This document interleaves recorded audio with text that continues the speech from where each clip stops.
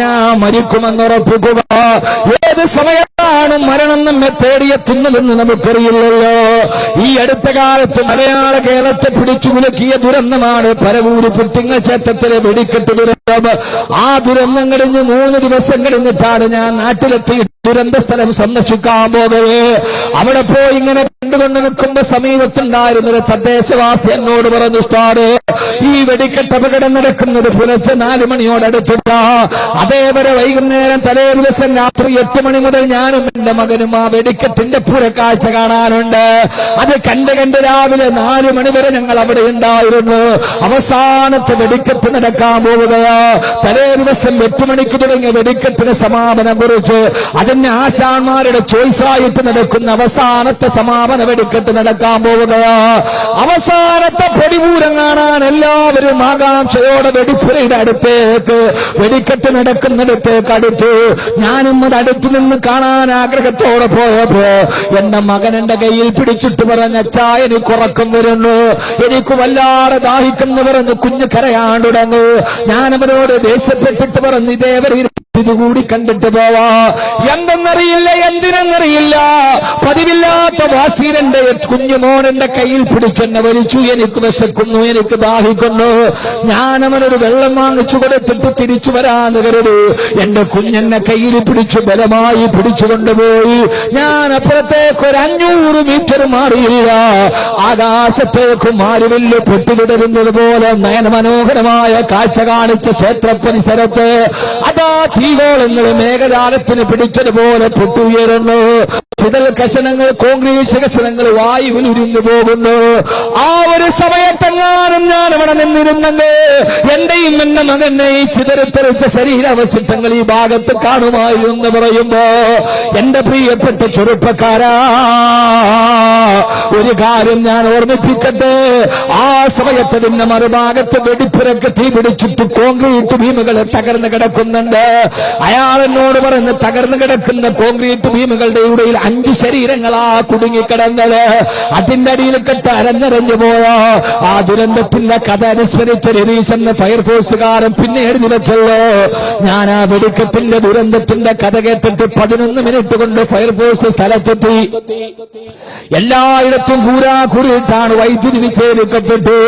എങ്ങും മനുഷ്യമാംസത്തിന്റെ കത്തിക്കരിയുന്ന രൂക്ഷഗന്ധങ്ങളാ.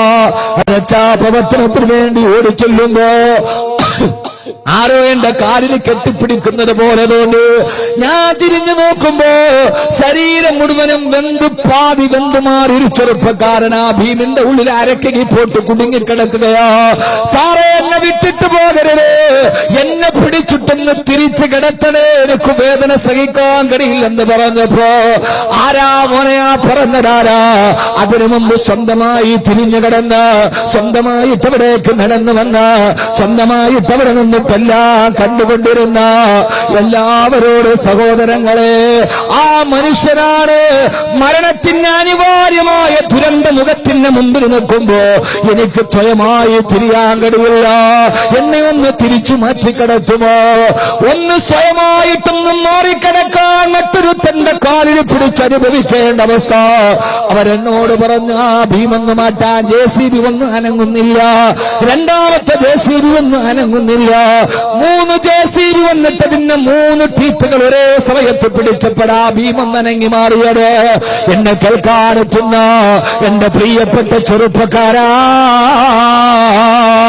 3 JCB ഒരേ സമയത്ത് പിടിച്ചിട്ട് മാത്രം അനങ്ങിയ ഭീമാണ് അവിടെ നിന്ന് 1.5 കിലോമീറ്ററുകളെ പരവൂർ ടൗണിന്റെ ഭാഗത്ത് ആ സമയത്ത് ആകാശത്തുകൂടി പറന്നുപോയി ബൈക്കിലേക്ക് കയറാൻ പോകുന്ന ചെറുപ്പക്കാരന് ആകാശത്തിലൂടെ പറന്നുപോയി. അത് നേരെ പോയി ടാർ റോഡിൽ ഇടിച്ചിട്ട് അവിടെ നിന്ന് നേരെ എതിർവശത്തുള്ള കടയുടെ ഷട്ടറിൽ ഇടിച്ച് അവിടെ നിന്ന് നേരെ തിരിച്ചാ ബൈക്കിലോട്ട് കയറുന്ന ചെറുപ്പക്കാരന്റെ തല അരച്ചുകൊണ്ട് കടന്നുപോയത്, തല തൊട്ടിത്തെറിച്ചുകൊണ്ട് കടന്നു പോകുന്നത്.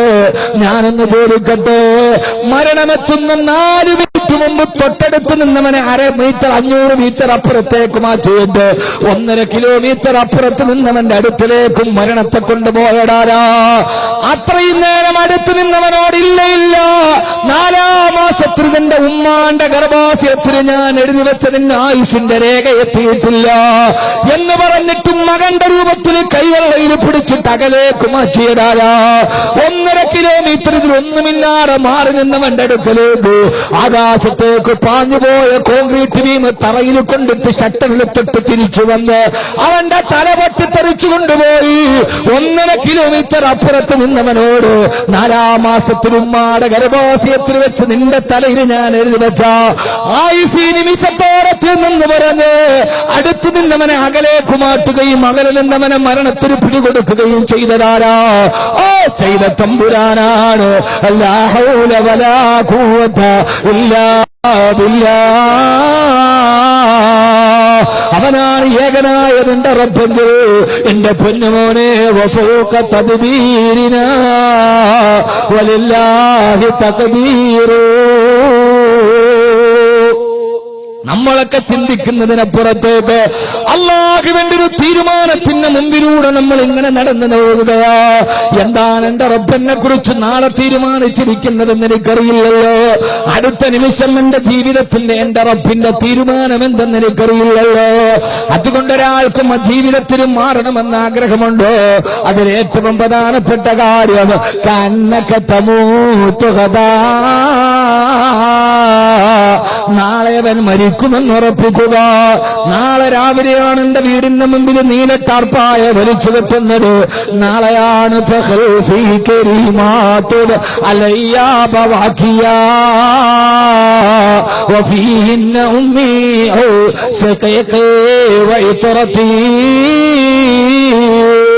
നാളെയാണ് എന്റെ മയ്യത്തിന് പുറത്ത് പിടിച്ചിട്ട് എന്റെ മക്കൾ കരയുന്നത്. നാളെയാണ് എന്റെ ഭാര്യയോട് ഞാൻ സലാം ചൊല്ലുന്നത്. നാളെയാണ് എന്റെ തൊണ്ടക്കുടിയിലെ ശബ്ദം വിട്ടുപോകുന്നത്. ഒരാൾ 2 മണിക്കൂർ നിർത്താതെ സംസാരിച്ചാൽ 2 ലക്ഷം അക്ഷരം പറയുമെന്നാണ് ശാസ്ത്രത്തിന്റെ കണക്ക്. പൊന്നുമോനെ, ഞാൻ പ്രസംഗം നടക്കിയിട്ട് 18 വർഷമായി. ഈ 18 വർഷം കൊണ്ട് എത്ര അക്ഷരം എന്റെ കണ്ടനാളത്തിൽ നിന്ന് വെളിയിലേക്ക് വന്നിട്ടുണ്ട്. അത്രത്തോളം കോടാനുകോടി അക്ഷരങ്ങൾ ഈ കണ്ടനാളത്തിൽ നിന്ന് വിസ്മയിപ്പിച്ചുകൊണ്ട് പടത്തിക്കൊണ്ടുപോയ അഹമ്മദ് കബീർ അവന്റെ നാവിൽ നിന്ന് ഒരു ശബ്ദം വെളിയിൽ വരാതെ മലത്തിക്കിടത്തപ്പെടുന്നൊരു ദിവസമുണ്ട്. കെട്ടിപ്പിടിച്ചിട്ട് പൊട്ടിക്കരയുന്ന മക്കളോട് വാപ്പ പോവുകയാണോ എന്ന് ചോദിക്കുമ്പോ മക്കള് വാപ്പ പോകുന്നത് വേറൊരു സ്ഥലത്തേക്കാണ്. അവിടെ നിങ്ങൾ വരുന്നതും കാത്ത് നിങ്ങളുടെ വാപ്പയുണ്ടാകുമെന്ന് പറയാണ്.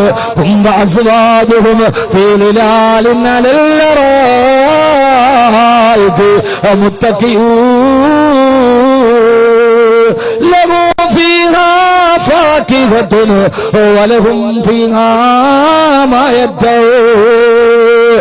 മക്കളെ, സ്വർഗത്തിന്റെ പഴങ്ങളെ താരത്തിൽ വെച്ച് തരുന്ന സ്വർണ്ണത്തിന്റെ കട്ടിലെ പടച്ചറപ്പിച്ചായിരിക്കുന്ന ഒരു തുള്ളി വേർപ്പെടുകാറ് ഇപ്പൊ എന്റെ നെറ്റിത്തടത്തിൽ നിന്ന് വേർപ്പെടുകുന്നുണ്ട്. ആ വേർപ്പെടുകുന്നത് എന്തിനെന്നറിയോ? ആരൊക്കെ എന്തൊക്കെ പറഞ്ഞാൽ ഇതെന്നെ മക്കൾക്ക് ഹലാലായ ഭക്ഷണം കൊടുക്കാൻ ഞാൻ അനുഭവിക്കുന്ന വേർപ്പുതുള്ളിയാണിത്. പക്ഷേ ഒരു തുള്ളി വേർപ്പുതുള്ളി നമ്മുടെ ശരീരത്തിൽ നിന്നൊഴുകാറ് നമ്മുടെ ഭാര്യ മക്കൾക്ക് ഭക്ഷണം കൊടുക്കാൻ കഴിയുന്നൊരു ഭൂമിയുണ്ട്. ആ ഭൂമിയാണ് സ്വർഗം. കിളക്കണ്ട പൂട്ടണ്ട, വെയിൽ കൊള്ളണ്ട, നിനക്കുള്ളതൊന്നും തന്നെ നീ അറിയണ്ട. കൊതിക്കുന്ന പഴമടുക്കുന്നതാ കയറണ്ട, പറിച്ചാലുടൻ മുളക്കുന്നതാ കുറയണ്ട. നീ ആഗ്രഹിച്ചതൊക്കെ നിന്റെ കൺമുമ്പിൽ പടച്ചിറപ്പ് നൽകുന്ന ഒരു ലോകത്തേക്കാണ് നിങ്ങളുടെ വാപ്പ പോകുന്നത്. നിങ്ങളെ കാത്തു വാപ്പ എവിടെ ഉണ്ടാകുമെന്ന് പൊട്ടിക്കരയും എന്റെ മക്കളോട് പറയണമെന്ന് എനിക്ക് ആഗ്രഹമുണ്ട്. പക്ഷേ 18 വർഷം കൊണ്ട് കോടാനുകോടി അക്ഷരങ്ങള് ഉമിനീരിൽ തേലത്തി പറഞ്ഞ എനിക്ക് ആ സമയത്ത് മിണ്ടാൻ കഴിയാറ്. അത് കണ്ടുകൊണ്ട് കണ്ണും പൂട്ടി കിടക്കേണ്ടി നിൽക്കുന്നൊരു ദിവസം നിനക്ക് വരാനുണ്ട്. ആ ദിവസമാണ് തുഅമ്മലു ഫിദ്ദുനിയാ